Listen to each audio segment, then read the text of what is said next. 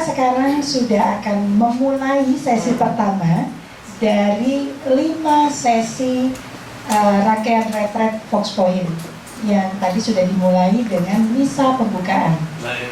Kita tidak bisa memulai kalau belum 80%. Nah, supaya semua bisa terlaksana dengan baik, waktunya mencukupi, mari kita sama-sama buat ini ya, buat peraturan dari kita untuk kita. Saya pengen tanya ke ibu bapak sekalian, kita akan memulai sesuai dengan jadwal atau molor? Nah, yang memutuskan sesuai jadwal ibu bapak semua ya. Jadi sekarang kita akan memulai tanpa harus menunggu penuh. Kalau yang masih ada kepentingan di luar, masih ada sesuatu yang harus diselesaikan, kita tidak menunggu yang masih di luar. Baik. Yang telat dendam. Baik, Romo, terima kasih. Romo sudah setia loh hadir mempersiapkan dan juga tentunya kita akan bersama-sama mengikuti retret 2 hari yang dihadiri dengan besok. Pak Handoyo selaku Ketua Umum, Bapak Ibu, dan Mas Yudi selaku Sekjen, kita akan memulai. Baik, izinkan saya untuk membacakan sedikit, tidak secara detail ya, tetapi supaya ibu bapak sekalian punya gambaran kita ngapain aja, walaupun saya yakin semua sudah menerima rundown ya. Baik, misa pembukaan tadi sudah bersama-sama kita lakukan, dan yang kedua rehat juga sudah kita lakukan bersama. Sekarang mestinya dimulai pas jam 10, kita sudah molor 15 menit, yaitu sesi pertama dengan tema kita ini bulir gandum atau rumput lalang. Nanti Romo akan membawakan. Saya perlu informasikan bahwa mekanismenya, alurnya, setiap dari sesi itu kita serahkan kepada Romo. Karena pastinya Romo tahu yang terbaik untuk kita dan sudah mempersiapkan yang terbaik juga.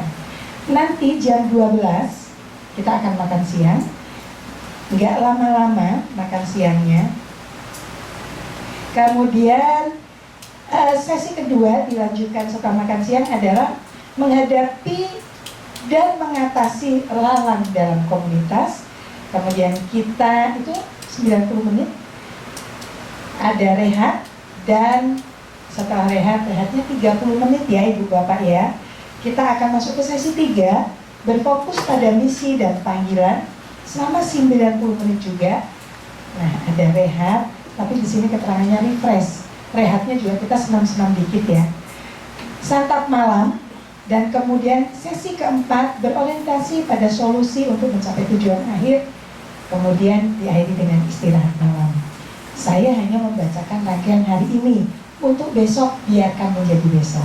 Baik, mari kita siap-siap mempersiapkan posisi yang paling enak, dan tentunya membuka hati dan diri kita untuk mendengarkan apa yang akan disampaikan oleh Romo lagi.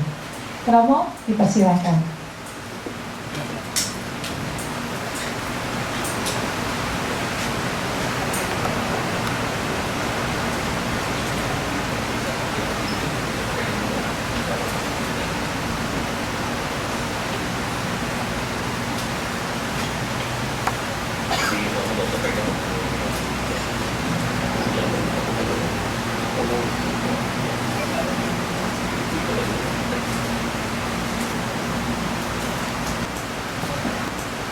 Mari kita awali dulu dengan doa dalam nama Bapa dan Putra dan Roh. Tuhan Allah Bapa kami yang Maha Baik di surga, kami sungguh mau menghaturkan pujian dan syukur kami atas penyelenggaraan-Mu dalam seluruh kehidupan kami, khususnya atas panggilan dan perutusan yang Kau berikan kepada kami untuk mengambil bahagian dalam tugas perutusan Yesus Kristus sendiri, yaitu mewartakan kasih dimanapun juga. Pada hari ini kami berkumpul bersama-sama untuk mengadakan refleksi dan sharing yang berkaitan dengan tugas perutusan kami ini. Kami mohon kepadamu, curahkanlah Roh Kudus-Mu agar Dia dapat menjadi pendamping dan inspirasi kami dalam seluruh proses retret ini. Jaga dan peliharalah kami dalam kesehatan, dan berikanlah kami sukacita serta buah-buah yang baik yang boleh kami amalkan dalam pengabdian kami. Sertailah kami ya Tuhan dengan pengantaran Kristus Tuhan kami. Amin. Dalam nama Bapa dan Putra dan Roh Kudus. Amin.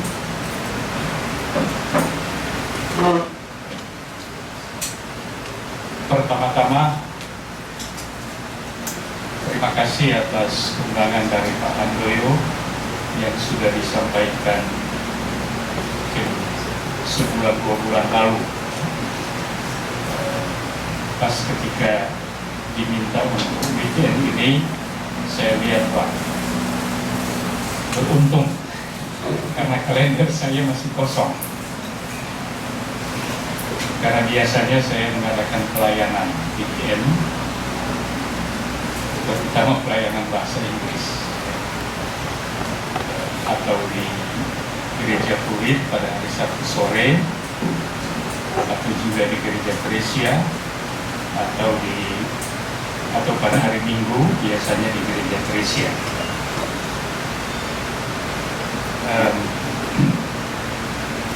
Seperti Pak Handoyo mungkin tadi sudah singgung-singgung nama saya. Saya ingat bahwa kami bertemu, mulai berkenalan itu sudah cukup lama lalu,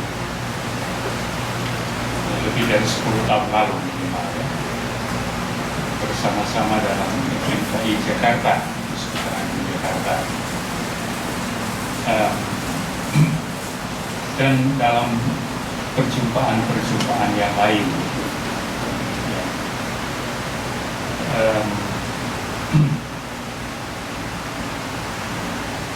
Tentu nama saya sudah beredar di antara kalian, ya. Mungkin sedikit saja, ya, memang kalau lihat nama saya bukan nama Jawa, ya. Mangke itu bukan Jawa, ya. Tapi Minahasa, ya, Manado.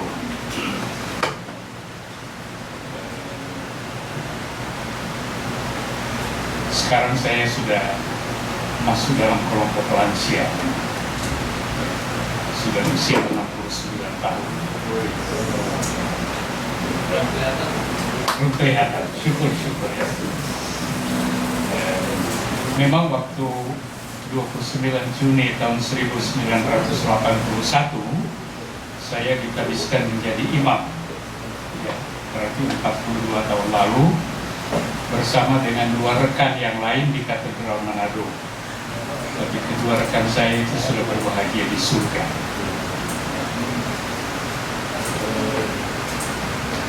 Saya masuk seminari tamat SD, bukan tamat SMP seperti sekarang. Jadi sejak SMP sudah di asrama, dan seterusnya di seminari menengah Kakas-Kasen di Tomohon.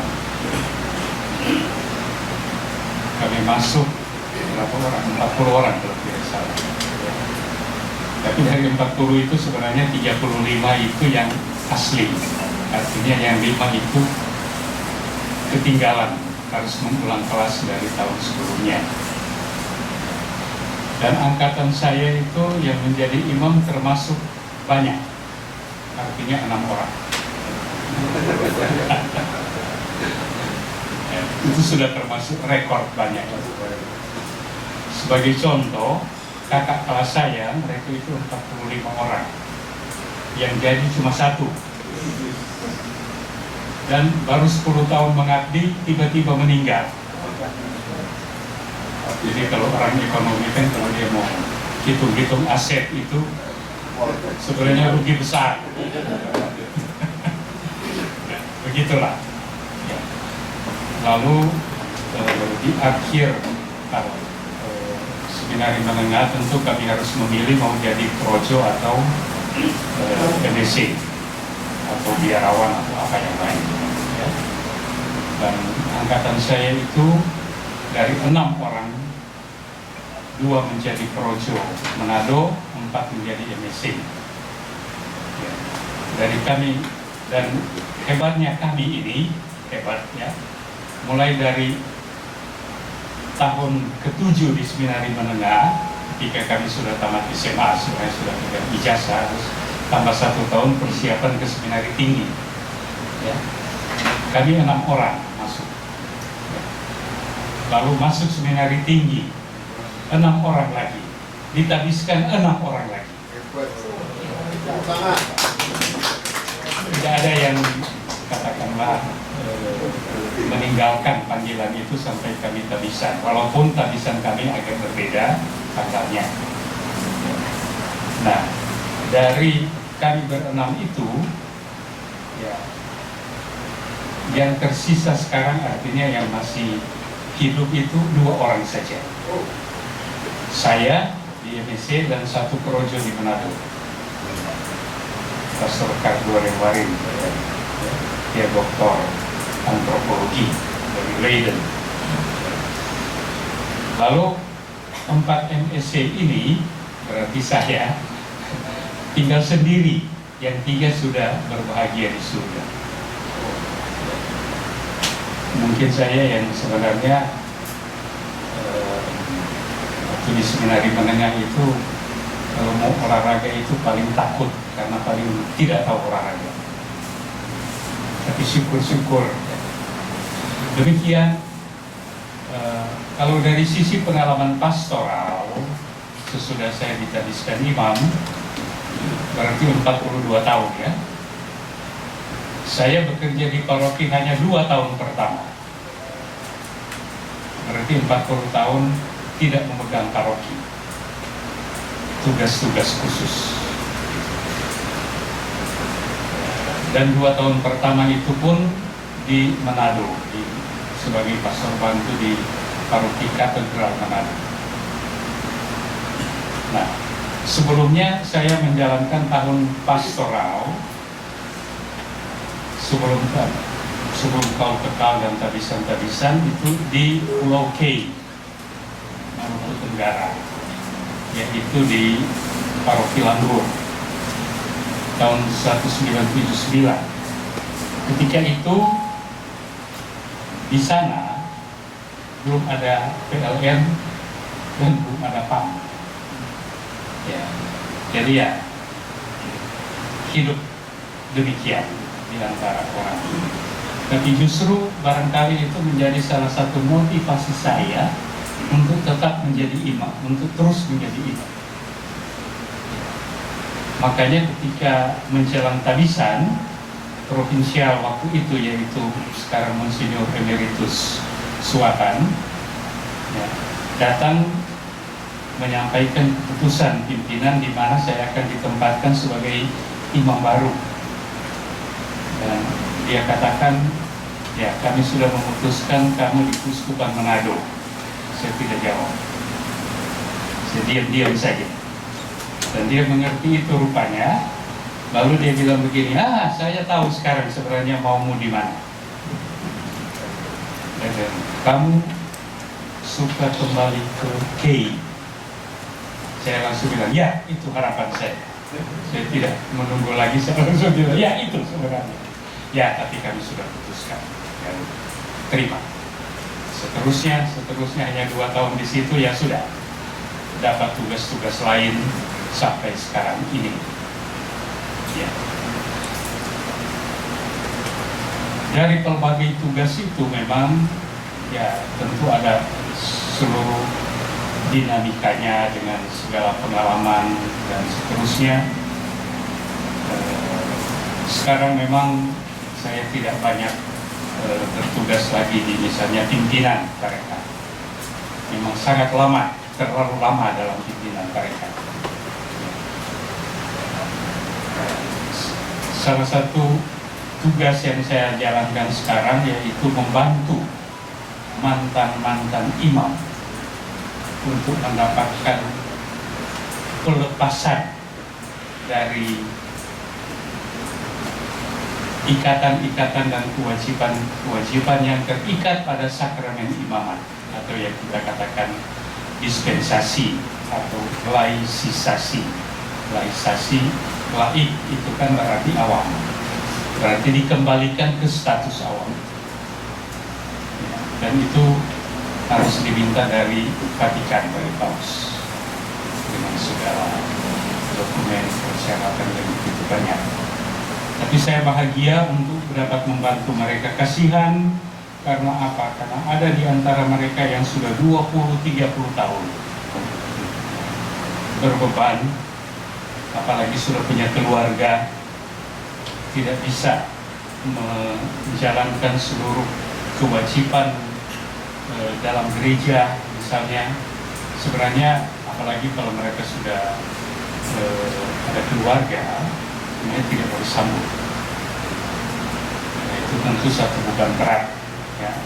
Dan kalau orang tahu juga ya begitulah. Tapi dengan dispensasi mereka bisa dibebaskan, dilepaskan dari ikatan-ikatan itu, boleh menerima sakramen perkawinan dan menjalankan segala kewajiban, tanggung jawab, hak juga mereka terima dari gereja. Dan syukur-syukur dalam 10 tahun terakhir saya sudah membantu lebih dari 30 mantan. Bukan hanya dari lingkungan agesti saya, tapi juga dari projo-projo mantan, projo Keuskupan Manado, Keuskupan Ambon, dan Keuskupan Ketapang. Jakarta juga sekarang. Maksudnya, saya dimasukkan sekarang dalam tim di Jakarta. Jadi itu sedikit latar belakang, dan kepada saya disodorkan tema yang diambil dari bacaan Injil yang tadi kita sudah bacakan dalam perayaan Ekaristi, yaitu perumpamaan Yesus tentang butir gandum dan rumput lalang. Ya, dan saya kira ini merupakan juga satu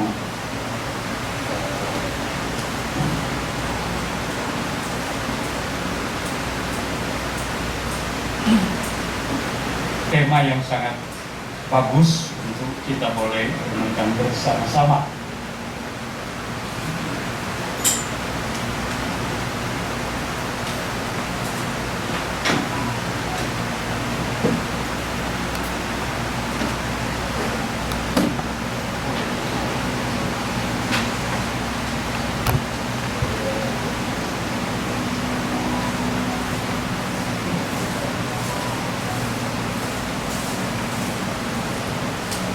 Tadi sudah disampaikan kepada kita mengenai kata-kata jadwal.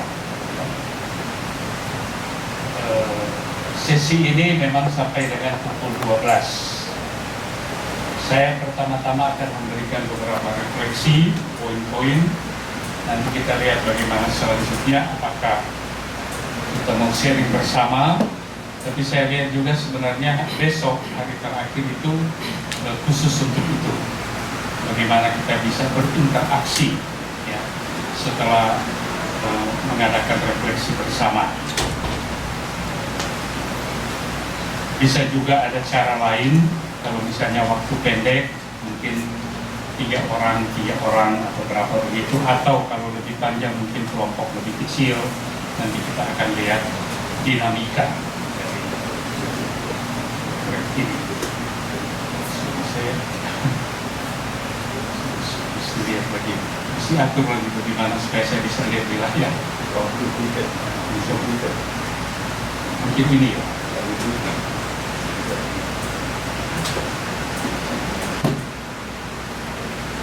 Oh, kamu belum bisa lihat ya? Ya, Ya, ya sudah.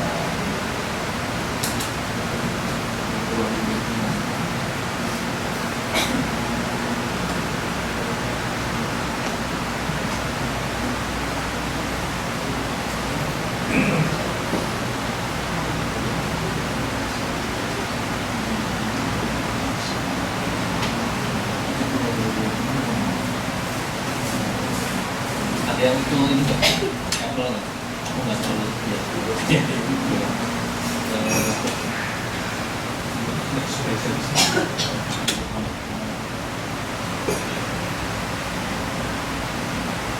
siap ini juga berdua kamu juga dengan artinya pastinya kita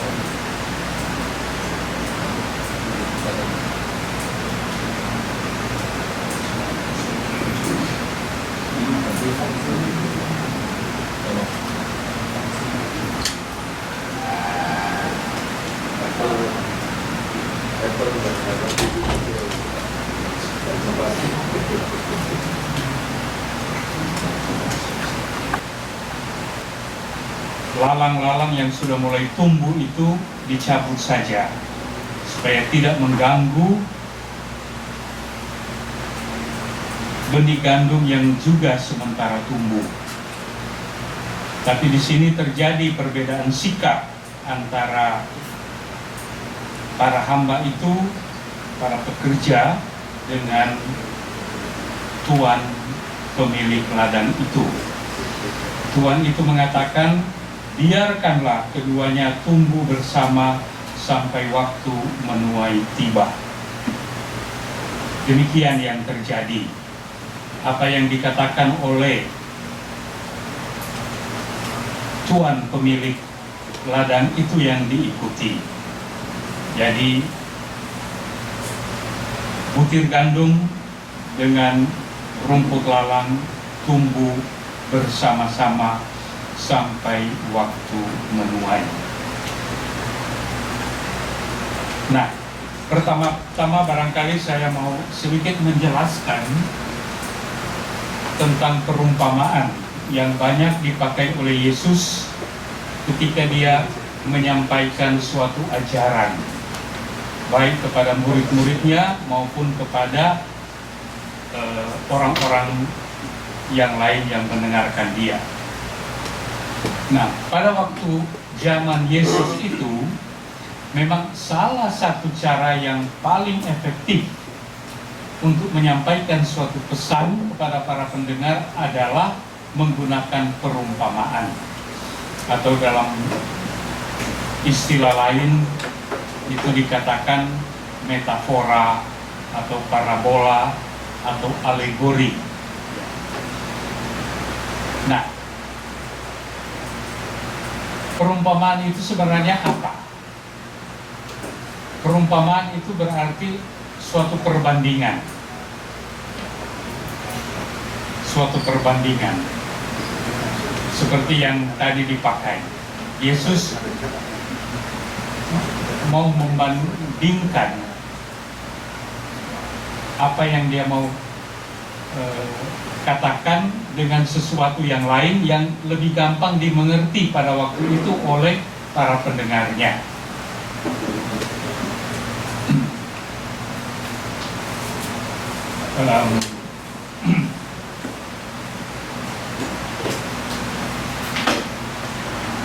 Dan biasanya Yesus mengambil suatu perbandingan itu dari apa yang ada di dalam alam atau yang ada dalam kehidupan sehari-hari.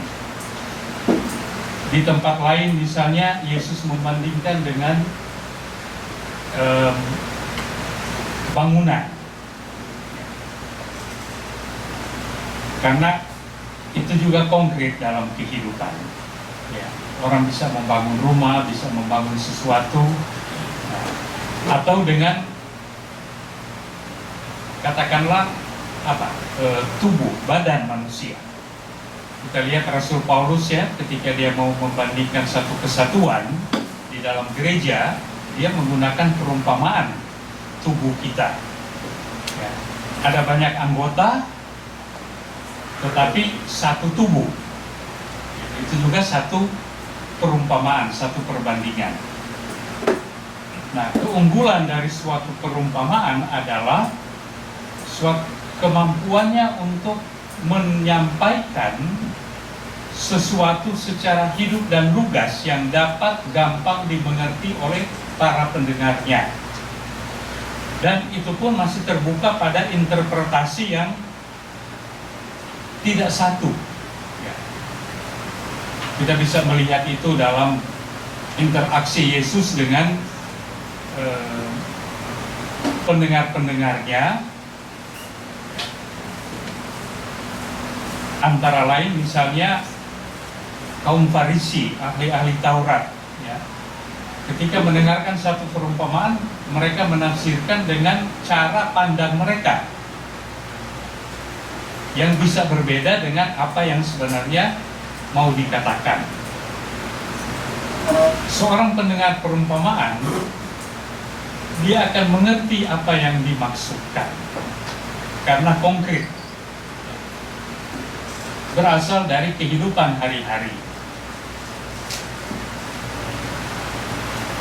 Perumpamaan juga itu melibatkan pendengar sebagai penafsir. Nanti dia yang akan coba memahami apa pesan yang mau disampaikan. Jadi tidak langsung, pesan itu tidak langsung disampaikan oleh orang yang menyampaikannya. Jadi pendengar diberikan suatu ruang untuk menangkap maksud atau pesan itu. Jadi dengan kata lain, ada informasi yang diberikan, tetapi juga pendengar diajak untuk menemukan makna dari perumpamaan itu. Nah, perumpamaan tentang gandum dan lalang, ya, juga dalam hal ini, ya,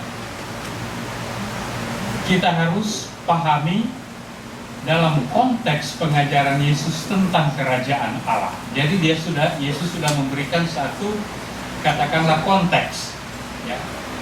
Jangan kita mulai menafsir tentang A, B, C yang ada di luar, tapi harus dimengerti dalam pengajarannya tentang kerajaan Allah.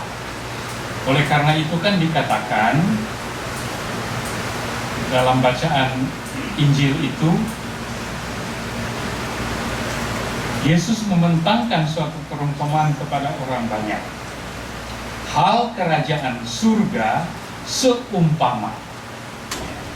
Ini kalimat yang biasa, kalimat awal yang biasa dipakai dalam perumpamaan-perumpamaan. Hal kerajaan surga seumpama. Lalu diuraikan. Jadi konteksnya adalah kerajaan Allah.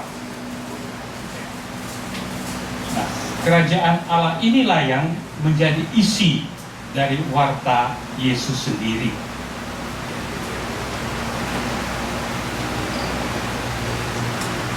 Mungkin kita bisa memahami apa yang dimaksud dengan kerajaan Allah.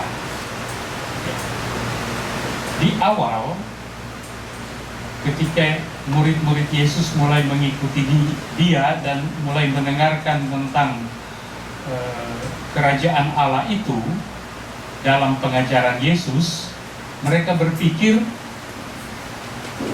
Yesus akan menjadi raja seperti raja duniawi. Itu pemikiran mereka awal, ya. Sehingga ketika mereka mulai diikutsertakan oleh Yesus sendiri, dan Yesus mulai berbicara tentang waktu dia akan berangkat dari dunia ini, dan murid-murid inilah yang akan tinggal, kita tahu sendiri ambisi-ambisi pribadi itu mulai muncul. Siapa yang akan duduk di sebelah kanan, siapa yang akan duduk di sebelah kiri, ya, mereka bertengkar di antara mereka sendiri. Tapi lalu Yesus meluruskan pandangan mereka. Dia mau mengatakan bahwa yang saya maksud dengan kerajaan Allah adalah Allah yang meraja. Allah yang meraja itu bukan untuk kerajaan duniawi, tapi untuk kerajaan yang lain, ya. Kerajaan yang ditegakkannya adalah kerajaan untuk keselamatan abadi, ya. Bukan untuk kesenangan-kesenangan, bukan untuk ambisi-ambisi, bukan untuk kepentingan-kepentingan pribadi atau kelompok. Ya. Jadi Allah yang meraja. Allah yang meraja itu adalah Allah yang berkuasa. Dan kuasanya itu adalah kuasa ilahi, bukan kuasa duniawi. Dan Yesus sudah menyampaikan isi pengajarannya itu sejak dari awal pelayanannya. Ya, kalau kita membaca Injil Matius bab 4 ayat 17 dikatakan, bertobatlah sebab kerajaan Allah sudah dekat. Kerajaan Allah. Nah, di sini kita melihat bahwa murid-murid pun harus belajar terus memahami apa yang dikatakan oleh Yesus. Belajar adalah salah satu ciri dari seorang murid. Dan kalau kita sejak kita dibaptis sampai kita meninggal, kita juga disebut murid-murid Yesus. Itu berarti kita harus belajar terus menjadi murid. Belajar.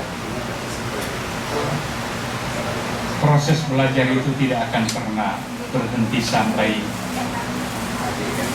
kita dipanggil oleh Tuhan.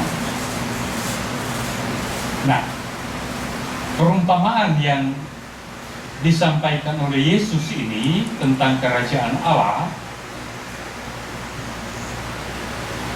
menggunakan dunia perkebunan atau pertanian, yaitu ada butir gandum, ada rumput lalang. Nah, kita tahu bahwa lalang adalah tanaman yang memang mungkin ketika dia bertumbuh ada kemiripan sedikit dengan gandum pada awal. Namun kita tahu bahwa lalang yang dimaksud di sini adalah suatu jenis tanaman yang sama sekali tidak menghasilkan buah yang berguna. Ya. Makanya itu diibaratkan untuk menunjuk pada hal yang mengganggu. Dia bukan ikut menyuburkan, tapi dia mengganggu, ingin bahkan mematikan tanaman yang sebenarnya.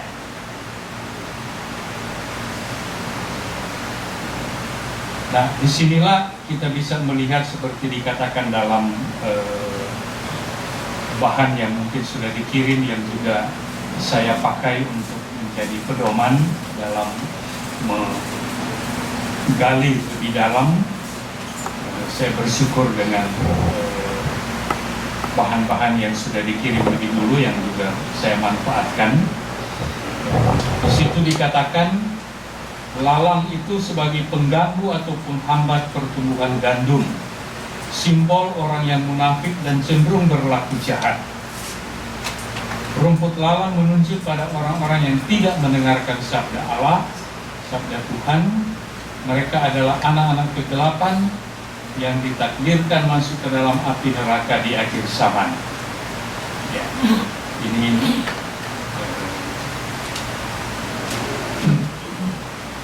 dapat kita refleksikan bagaimana memang intinya lalang itu untuk mengganggu, bahkan untuk merusak, kalau boleh mematikan ya, yang sebenarnya.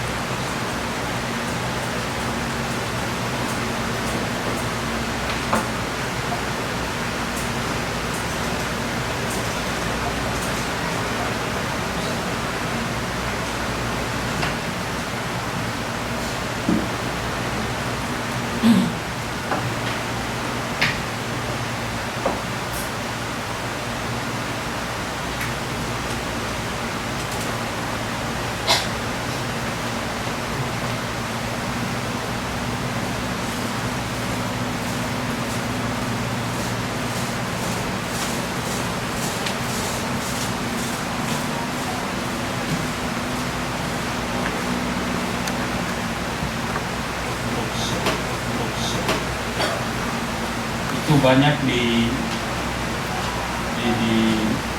dikonsumsi sebenarnya seperti di Timur Tengah, ya, di India, Eropa, dan Amerika. Mungkin banyak dari kita juga yang mulai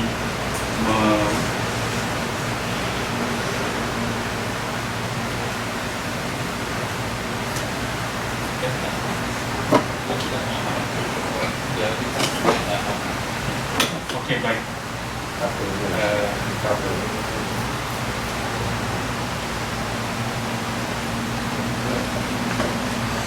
Jadi gandum juga misalnya ya kita sudah mulai banyak mengkonsumsi seperti roti gandum dan seterusnya. Apalagi orang yang concern dengan kesehatannya mulai pilih-pilih makanan. Nah, di sini gandum itu dilukiskan menjadi simbol orang yang taat dan berbuat kebaikan sesuai dengan kehendak Allah, dan pada waktunya akan menghasilkan buah yang berguna bagi orang lain. Gandum sebagai benih yang baik menunjuk pada orang-orang yang mendengarkan dan menanggapi sabda Allah, dan mereka akan masuk dalam kerajaan Allah atau kerajaan surga di akhir zaman. Nah, memang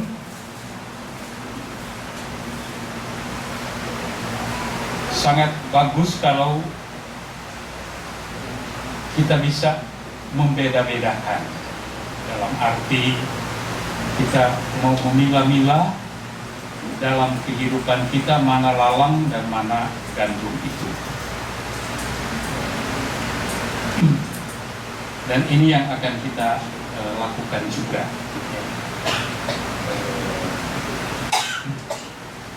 Saya pernah mendengar satu cerita dari seorang mantan rektor di seminari tinggi, bagaimana ternyata ada anak-anak muda kita yang tidak bisa membedakan lagi mana yang misalnya rumput liar dengan bunga.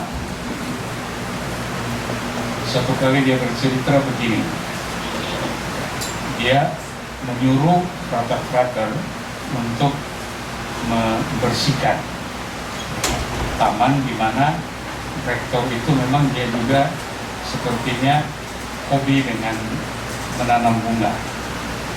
Jadi dia tanam, lalu kemudian ketika mulai bertumbuh, ya, tentu ada juga rumput-rumput liar yang ikut bertumbuh. Ya.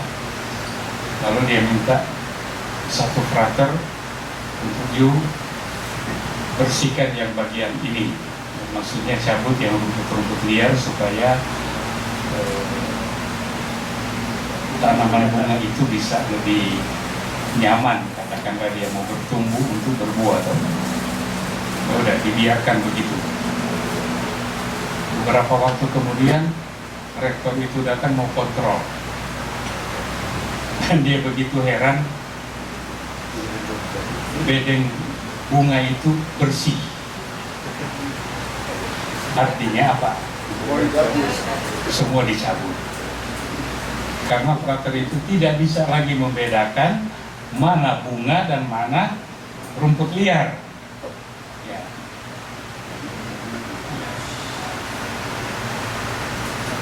Tapi ini menyadarkan juga bahwa generasi muda ini yang masuk juga menjadi calon-calon imam, ya, bukan generasi kami dulu. Maksudnya bahwa banyak anak-anak sekarang yang masuk mau suka menjadi imam, tapi dibesarkan dalam satu lingkungan yang sangat berbeda, yang tidak mengenal lagi pekerjaan tangan.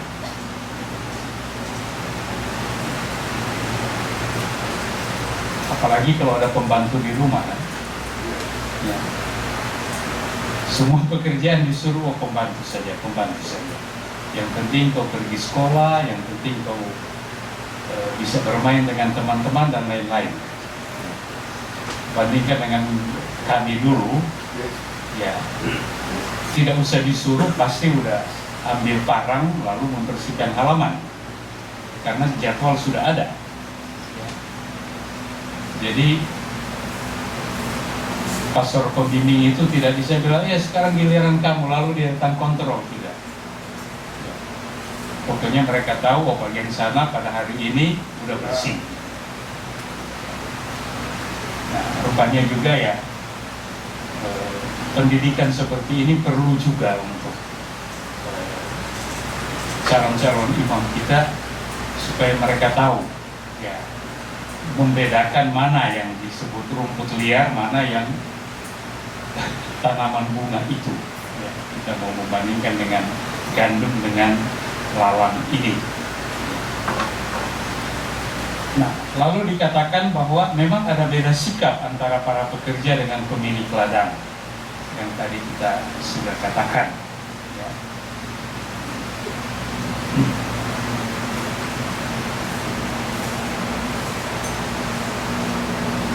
Pemilik ladang lebih ingin supaya kedua jenis tanaman ini, yaitu gandum dengan lalang, bertumbuh bersama sampai masa panen tiba. Nah, gambaran tentang bertumbuh bersama ini, ya, nanti akan kita dalami, akan saya coba untuk refleksikan secara lebih mendalam dalam konteks panggilan dan tugas perutusan kita. Jadi intinya tumbuh bersama. Ya. Makanya judul yang diberikan pada awal, yaitu mengatasi lalang menuai gandum, ya, saya tambahkan bertumbuh bersama, ya, mengatasi lalang menuai gandum.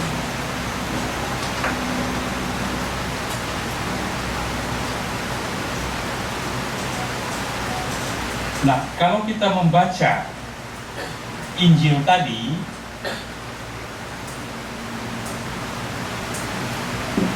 yang berupa perumpamaan itu, tidak dikatakan apakah rencana sang pemilik tanah itu memang berhasil.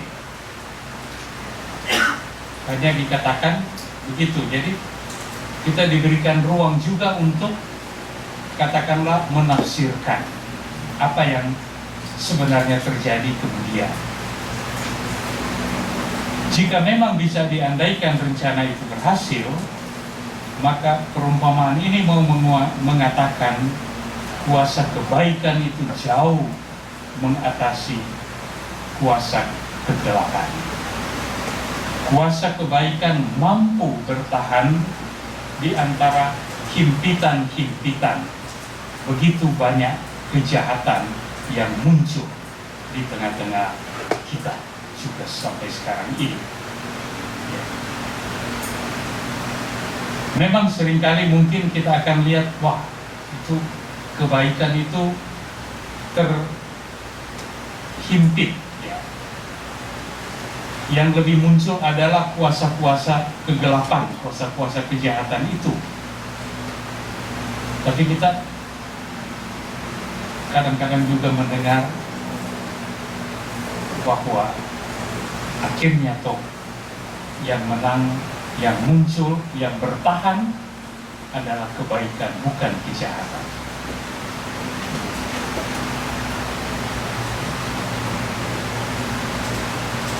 Di antara kita ada orang yang suka memakai kalimat indah pada waktunya.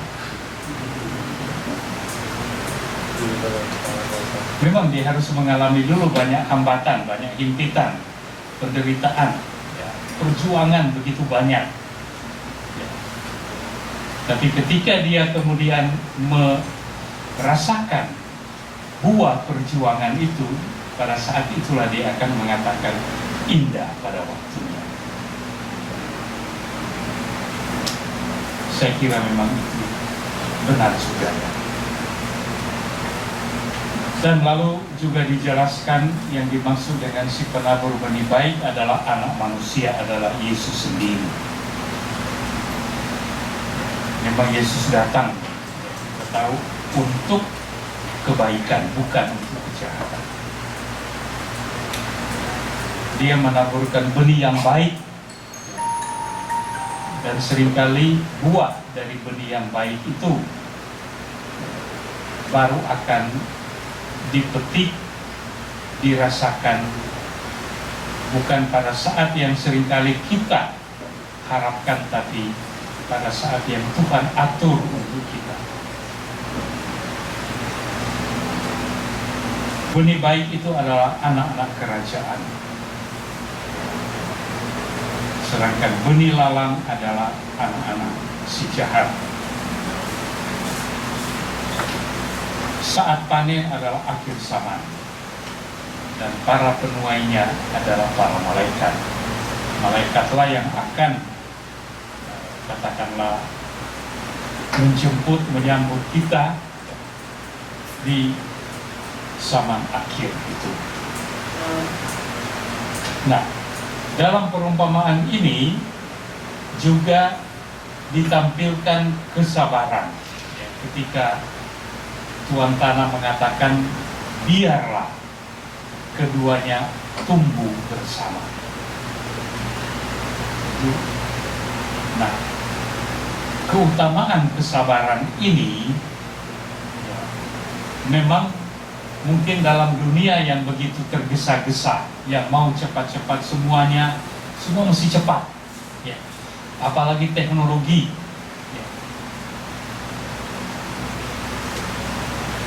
Seringkali mau diabaikan, atau bahkan orang mengatakan ya kesabaran itu sudah tidak relevan lagi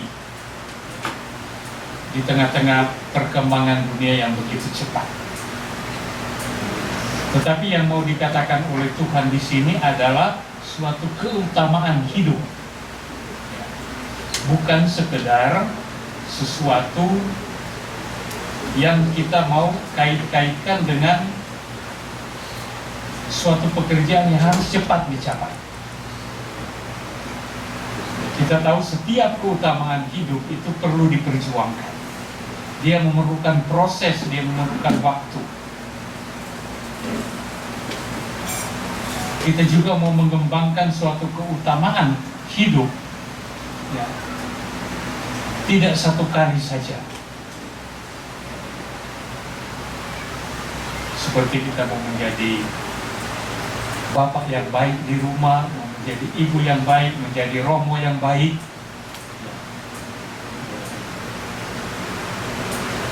pasti memerlukan satu proses dan perjuangan yang panjang. Kalau kita mengatakan, waduh ini romo-romo muda ini ya, seringkali tidak sabar atau ya, suka marah-marah, ingin supaya ini harus terjadi dan seterusnya, ya mungkin mereka juga perlu belajar. Mungkin saya dulu begitu, ingin mencapai cepat, harus jadi.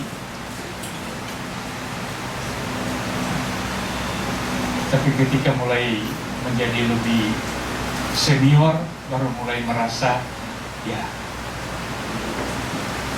memang kita memerlukan satu proses dalam memperjuangkan sesuatu. Nah, lalu satu hal lagi yang saya kira baik untuk kita petik sebagai pelajaran dari perumpamaan ini adalah kemampuan discernment.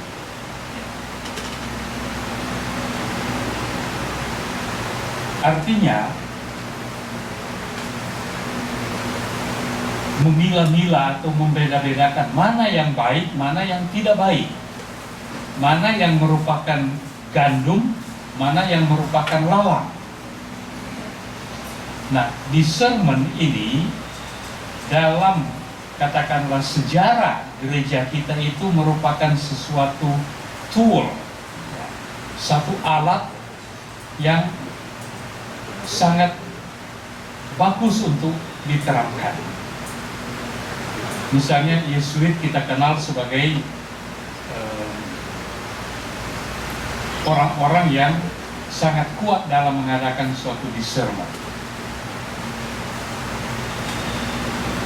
Dulu memang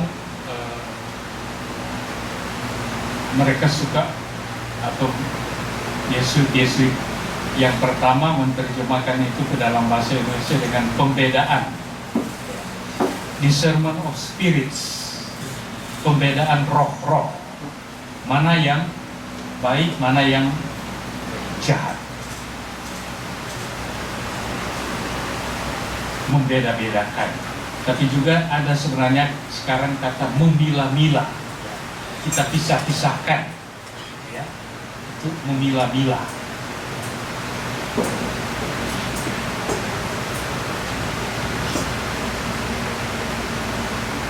Kata discerner sebenarnya dalam bahasa Latin juga itu berarti kita pilah, kita potong, ya. Kita bedakan mana yang katakanlah kita mau pakai, mana yang tidak pakai, mana yang baik, mana yang tidak baik.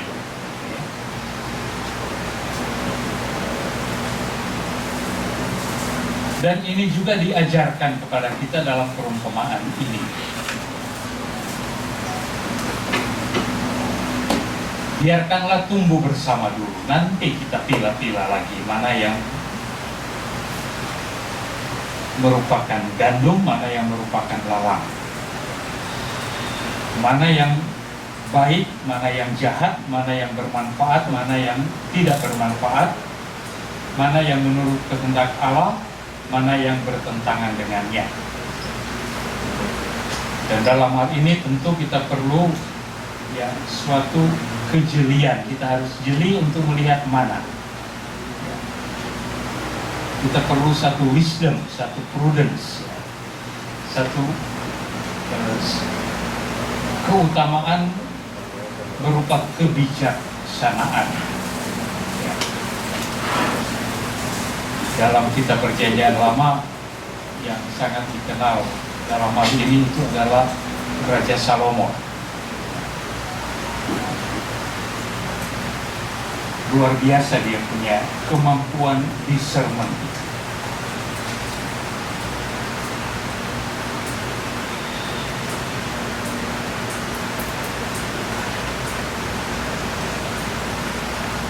Saya kira juga dalam pendidikan, terutama untuk calon-calon imam di seminari-seminari dan juga dalam hidup membiara, hal ini tidak harus ada, tapi itu harus dilatih, harus dibuat katakanlah secara nyata, bukan hanya sekedar disampaikan teori-teori, tapi harus dilatih bagaimana seorang calon imam atau seorang calon biarawati itu menggunakan tool ini pertama-tama untuk panggilannya.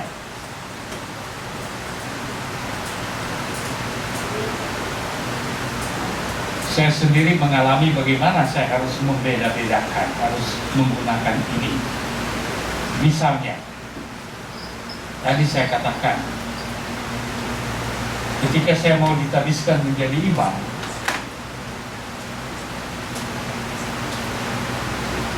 selera pribadi saya atau pilihan pribadi saya yaitu ditugaskan di Pulau K. Tapi ketika saya berhadapan dengan pimpinan pada waktu itu, saya diberitahu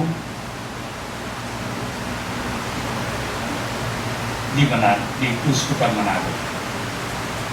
Dan kemudian secara lebih konkret lagi di Paroki Katedral Manado. Saya sempat bergumul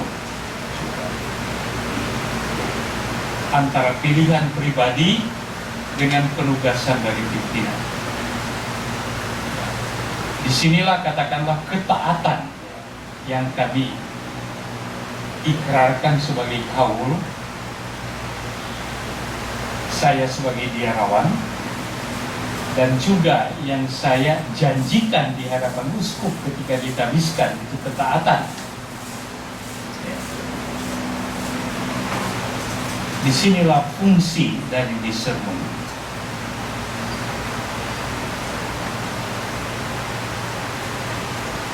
Setiap kali kita membuat satu discernment,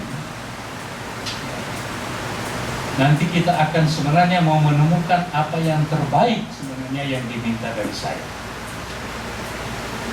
Keputusan terbaik apa juga yang akan saya ambil. Entah itu untuk kehidupan saya pribadi, untuk keputusan saya, tapi juga untuk kebaikan yang lebih luas daripada saya sendiri.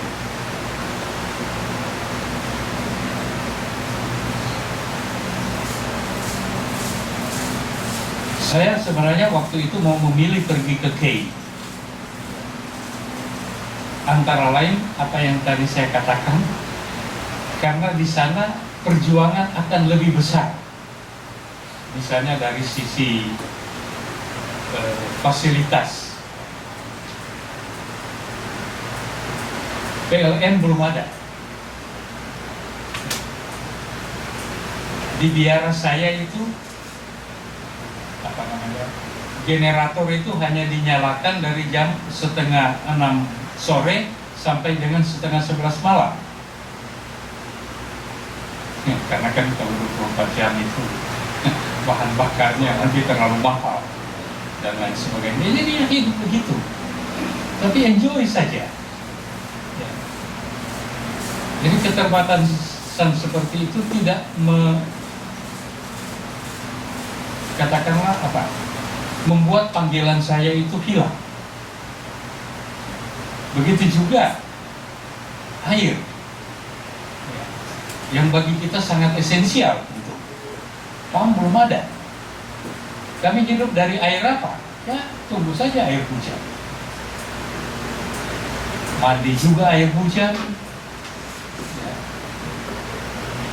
Minum juga air itu harus dimasak baik-baik, lalu ditaruh di botol Orson yang sudah kosong, ya, disimpan, nanti dikeluarkan kalau kita sudah mulai makan. Ya. Orson kan?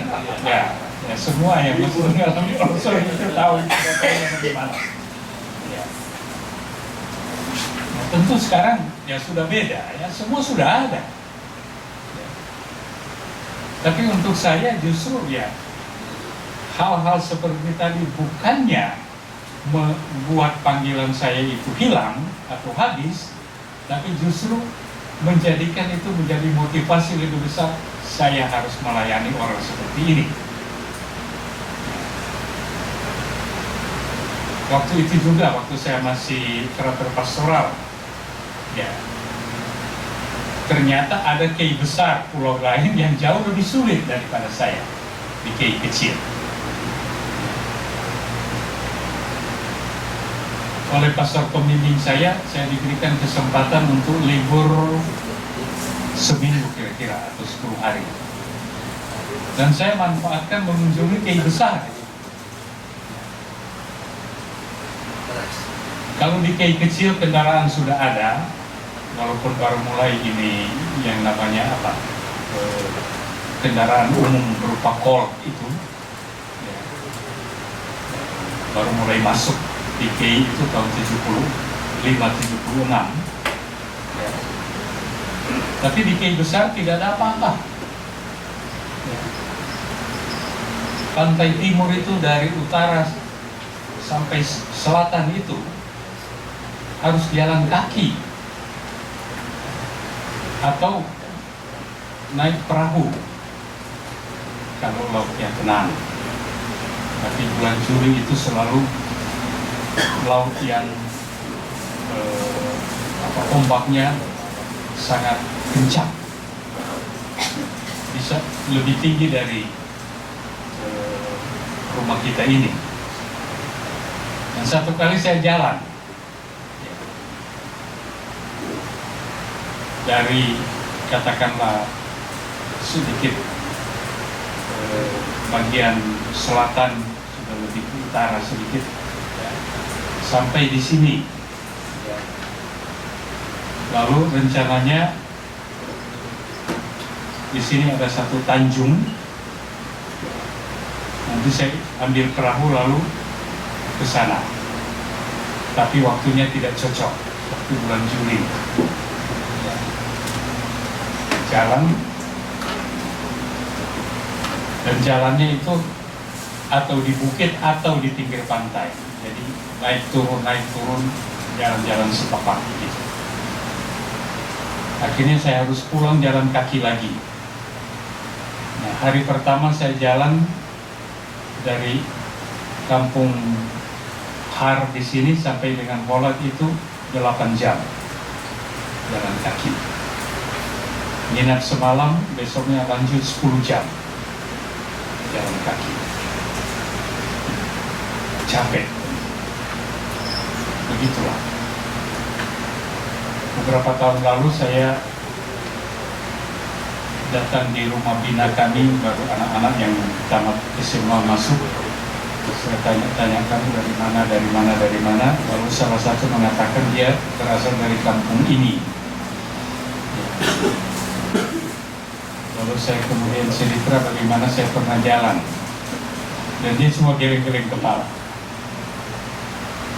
dengan komentar apa? Pater, tidak mungkin. Saya bilang, ya saya jalan kaki 2 hari, 8 jam dan 10 jam. Dia bilang, Pater, tidak mungkin. Ya, dia pikir saya berdusta.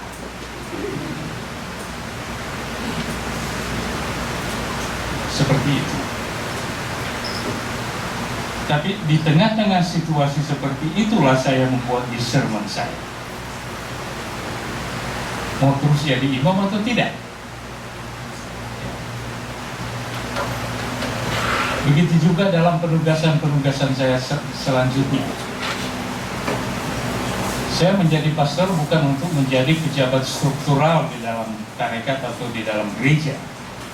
Saya hanya ingin untuk melayani sebagai pastor paroki di tempat-tempat yang jauh dan sulit. Walaupun saya menyadari waktu itu badan saya mungkin dianggap tidak terlalu fit untuk itu. Bukan anak yang kuat sekali. Bukan atlet, saya bukan atlet. Tapi keinginan itu ada. Keinginan itu yang justru menjadi motivasi untuk saya. Lalu dalam penugasan-penugasan selanjutnya disuruh studi ke Amerika, lalu kemudian ambil bagian dalam pimpinan tarekat MSC baik di Indonesia maupun di tingkat pusat di Roma itu. Ya semua di luar kehendak saya pribadi. Ya. Tapi setiap kali saya mendapatkan satu tugas seperti itu, isi discernment saya adalah Tuhan mau bicara apa, Tuhan menghendaki apa dari saya. Itu saja. Ketika pimpinan saya berbicara, you ditempatkan di sana, you kemudian pindah di sana, you di sana. Ya. Saya hanya mau bertanya, Tuhan berbicara lewat pimpinan saya tentang kehendaknya untuk saya. Apa itu? Dan saya selalu yakin itu selalu baik.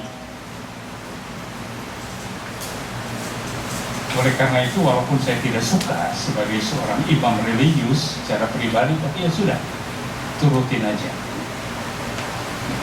Dan ketika saya menuruti itu dan saya menjalankan tugas dengan baik, disitulah saya menemukan, katakanlah, ini maksud panggilan saya, ini maksud Tuhan mengutus saya. Tapi ketika saya mulai memilih-milih sendiri dan mulai melawan, ya, sebenarnya disitulah sebenarnya panggilan dan tugas penutusan saya itu sebenarnya lemah dan kuat. Jadi itulah saya hanya mau memberikan apa artinya suatu discernment, ya. Seperti yang mau dikatakan dalam perumpamaan itu juga.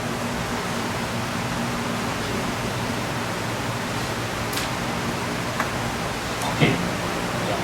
Selanjutnya kita melihat bahwa dalam perumpamaan itu, ya, kalau kita bandingkan dengan perumpamaan sebelumnya, ya, tentu ada hal yang berbeda. Dalam perumpamaan tentang gandum dan lalang ini, dikatakan bahwa firman Tuhan tentang kerajaan Allah itu, ya, harus menghadapi suatu ancaman juga yang nyata. Benih lalang itu mau menunjuk kepada musuh yang mau menghancurkan kerajaan Allah itu.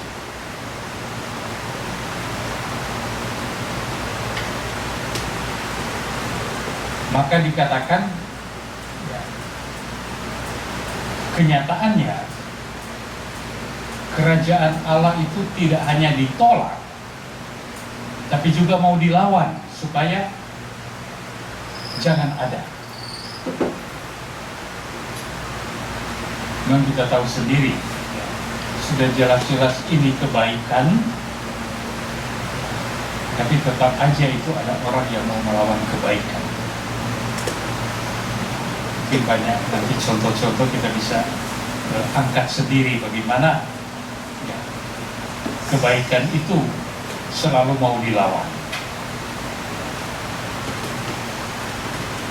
bahkan mau dihancurkan kalau boleh. Kalau saya punya daya untuk menghancurkan satu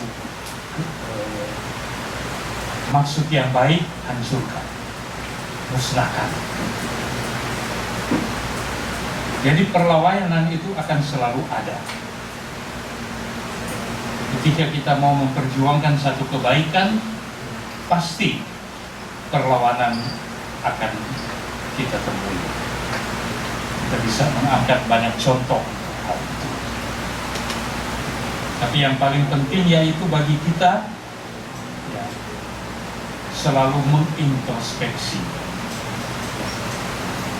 Apakah kita benar-benar, ya, mau menjadi bulir gandum, berarti kita mau menghasilkan yang baik, walaupun harus menghadapi berbagai ancaman, atau bahkan mau dilawan, atau kita mau menjadi rumput yang lalang itu. Kita mau menghambat, mau mengancam, atau bahkan mau memusnahkan, ya, kebaikan-kebaikan itu. Lalu pertanyaannya juga, apakah yang sejauh ini kita sudah hasilkan? Coba kita introspeksi diri, terutama dalam, katakanlah, tanggung jawab atau tugas yang dipercayakan kepada kita. Kita lebih banyak menghasilkan buah baik atau sebaliknya. Dan kalau kita mampu menghasilkan buah-buah yang baik, kiranya kita hasilkan itu untuk kebaikan komunitas, untuk kebaikan masyarakat yang lebih luas,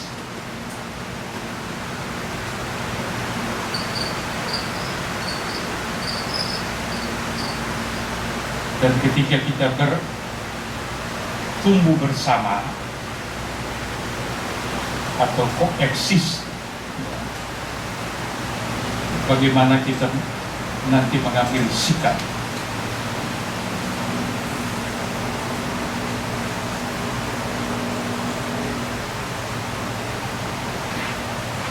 Bertumbuh bersama, ada bersama-sama, itu menjadi kenyataan apalagi dalam masyarakat kita. Ada begitu banyak kemajemukan yang harus kita hadapi. Nah, refleksi pertama ini sebenarnya lebih mau menunjuk kepada kita sendiri. Nanti yang berikut itu lebih kita mau merefleksikan, dan mungkin kita bisa juga mencari ya, mana yang menjadi lalang, mana yang menjadi gandum di dalam komunitas dan masyarakat kita. Jadi untuk refleksi pertama ini mungkin kita lebih kembali kepada diri kita sendiri dengan pertanyaan tadi,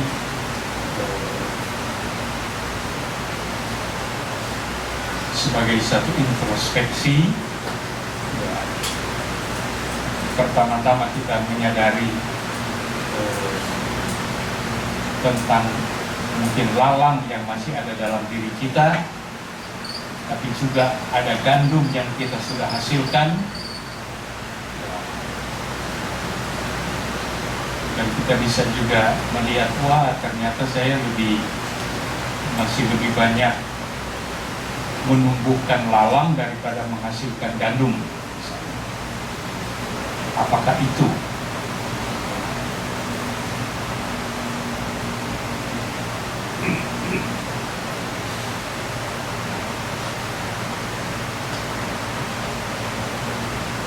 Dan kalau dalam diri saya itu masih ada lalang-lalang, ya, mungkin bisa direfleksikan juga sejauh mana ya, itu barangkali sudah menghambat ya, pertumbuhan atau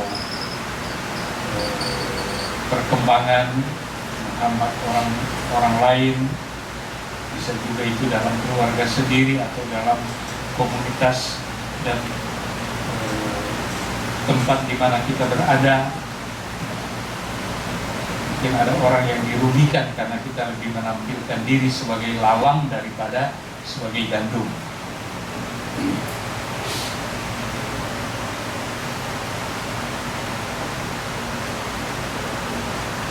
Ya, mungkin ini dulu refleksi pertama.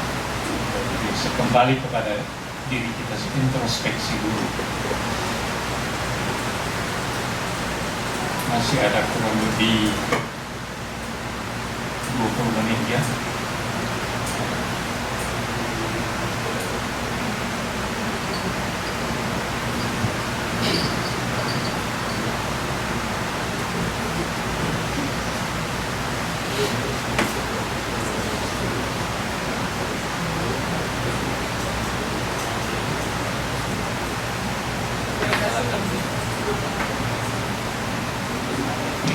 Terima kasih Romo. Bapak Ibu masih segar? Masih segar? Dari semua pemaparan Romo, ternyata ada satu hal yang Romo minta bersama-sama kita semua untuk menuliskan refleksi pribadi. Mari kita lihat yang di poin 13. Nah, panitia tidak menyiapkan alat tulis untuk menuliskan refleksi pribadi. Tapi ibu bapak semua bawa HP kan? Kita buka HP. Kemudian, apakah di situ ada note yang kita bisa untuk tulis-tulis? Pripun Pak Pur? Oh, boten wonten. Kalau yang bawa kertas dan pulpen boleh dituliskan di sana. Kalau yang tidak, tuliskan di HP. Pak Won mungkin karena nggak ada note-nya, tulis di WA, WA-nya kirimnya ke Yayang. Ma, ini refleksiku pada jam ini gitu ya. Nah, saya bantu ya Romo ya. Apakah kita ini sejauh ini sudah menghasilkan? Kalau kita sebagai buah, sebagai gandum gitu ya. Itu aja satu. Sudah menghasilkan atau belum? Kemudian kalau ada buah-buahnya itu bentuknya apa sih? Gitu ya. Romo tidak memberi PR yang berat-berat, karena Romo pengennya kita tuh melangkahnya timik-timik dulu, satu-satu, nanti besok baru kita bisa lari. Begitu kan harapannya ya Romo? Jika ada yang mempunyai nomornya, kalau kita yang di DPN boleh tulis di grup. Refleksi pribadi kok tulis di grup ya Pak? Nah, monggo senyamannya. Waktunya berapa jam Romo? 10 menit, 5 menit? Ya. Menulis saja dulu. Kemudian jika ada yang mau sharingkan mungkin boleh Romo. Kalau ada waktu 1-2 sebelum jam 12. Iya. Jadi diaturnya kita menuliskan selama 5 menit sampai 10 menit, kemudian nanti bila ada yang mau men-sharingkan 1 atau 2 dipersilahkan, tetapi kita punya limit waktu hanya sampai jam 12, karena sesudah itu kita akan masuk ke sesi ke acara berikutnya. Pak Yudi tadi ada yang mau ditanyakan?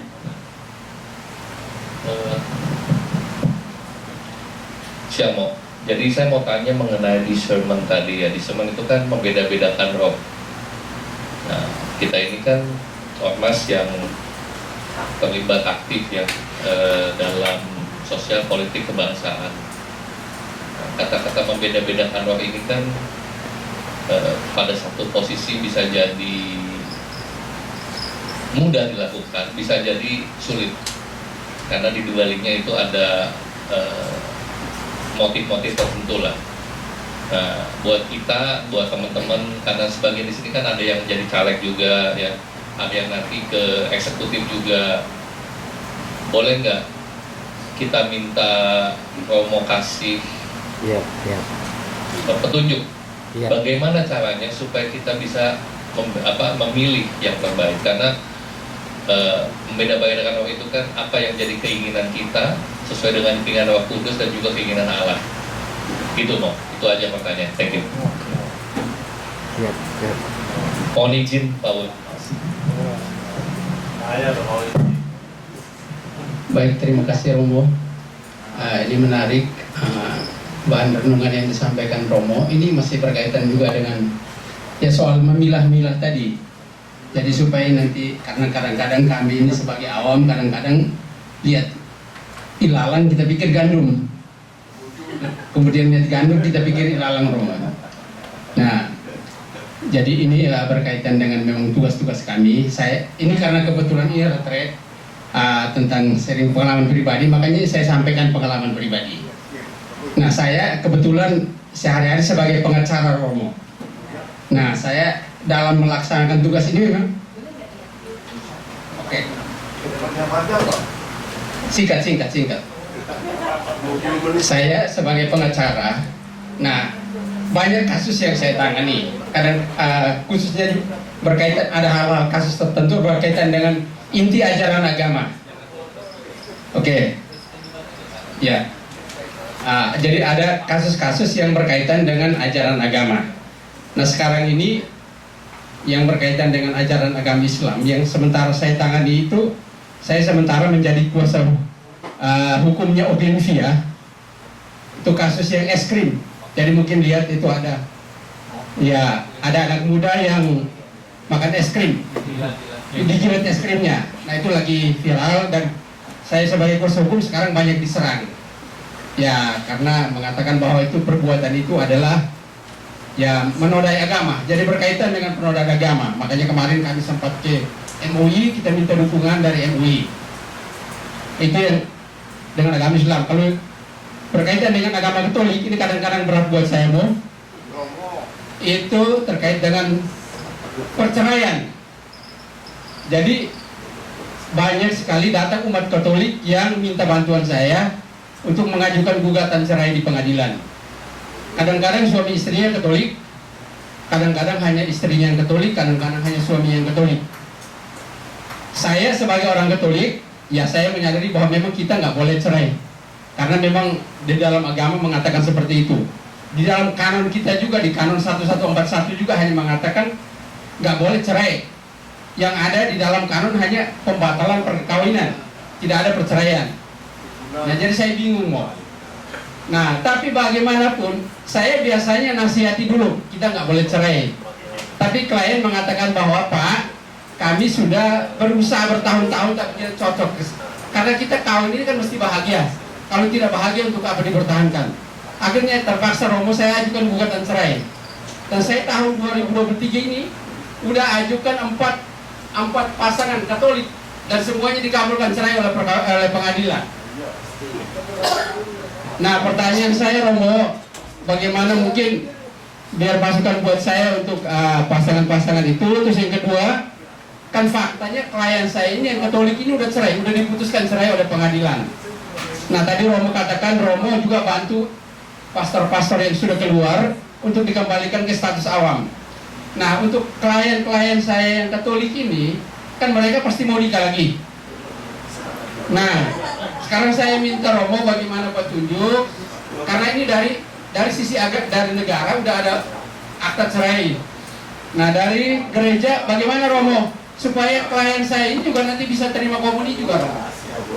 Karena kan ini udah cerai. Jadi secara gereja bagaimana Romo prosesnya, Romo bantu supaya bisa terima komuni lagi Romo. Kira-kira ini sharing saya. Terima kasih. Tolong kami sini jangan ada konsultasi sama Lorenz ya. Kayak itu ya, tolong ya. Baik, untuk sesi pertanyaan kita tutup 2 dulu ya, karena waktunya sudah menjelang. Silakan Romo. Baik, terima kasih atas pertanyaan-pertanyaan tadi. Sebenarnya dalam sesi ini saya mau mengajak untuk kita lebih berfokus dulu pada apa yang kita lihat dalam diri kita menjadi lalang, ya, apa yang mungkin sudah bagus, baik tentu kalau sudah ada yang kita katakan menjadi gandum, ya, introspeksi kepada diri sendiri, ya. Nanti di bagian berikut mungkin pertanyaan-pertanyaan terutama dari yang terakhir itu yang kedua, ya, kita akan bisa lihat lagi. Saya belum bisa menjawab itu sekarang, ya. Dan memang tadi saya memberikan banyak contoh dari diri saya sendiri bagaimana saya coba menerapkan salah satu pesan daripada Injil atau daripada tema kita, yaitu tentang discernment. Ya. Nah, contoh yang saya berikan tadi itu lebih pada discernment saya, bagaimana saya sebagai seorang waktu itu calon imam, lalu kemudian menjadi imam religius dalam konteks panggilan dan tugas perutusan saya. Lalu pertanyaan tadi itu lebih bagaimana dalam dunia katakanlah politik, ketika kita harus menghadapi juga, atau dalam dunia pekerjaan ya sebagai pengacara, ya, bagaimana discernment itu bisa diterapkan, ya, langkah-langkah atau proses mana yang perlu kita ikuti, unsur-unsur mana yang penting bagi kita supaya hasil daripada discernment kita itu tidak melenceng sebenarnya dari apa yang menjadi keyakinan atau iman kita sekarang.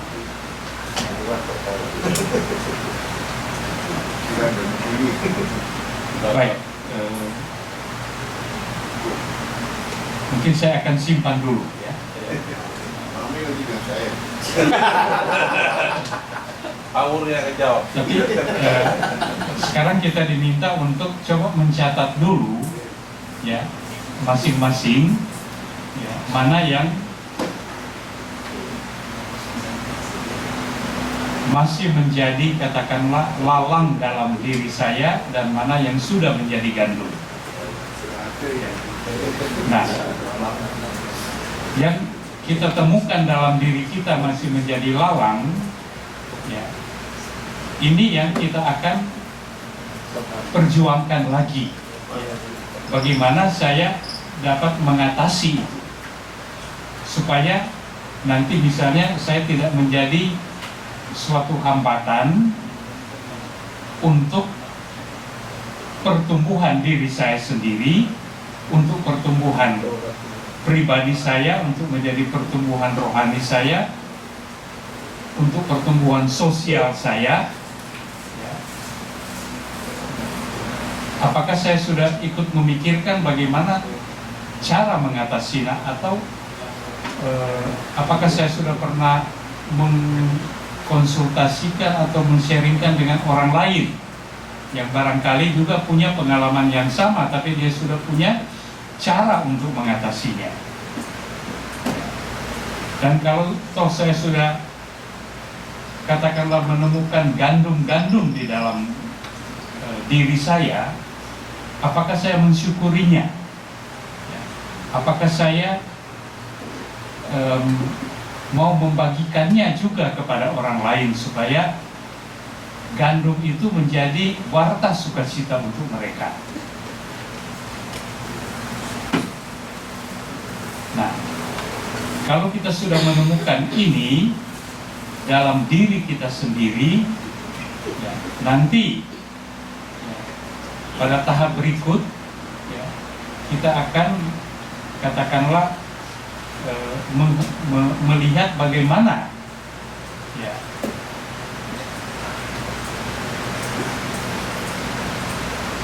kita dapat juga menemukan dalam komunitas atau dalam masyarakat kita yang lebih luas.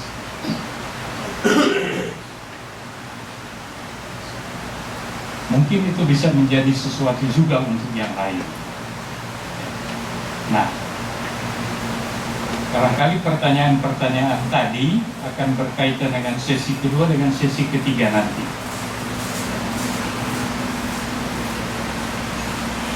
Baik.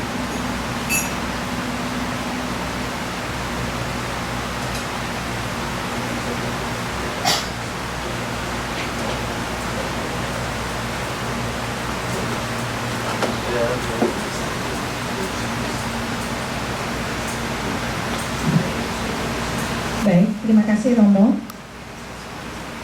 Masih ada waktu 5 menit. Apakah ada yang ingin sharing? Tidak ya? Baik, kalau begitu kita akan mengakhiri sesi pertama. Kemudian kita akan makan siang bersama, supaya apa yang kita santap menjadi hikmat, menjadi sukacita. Kita awali dengan doa santap siang. Ibu Grace bisa dibantu untuk memimpin doa santap siang.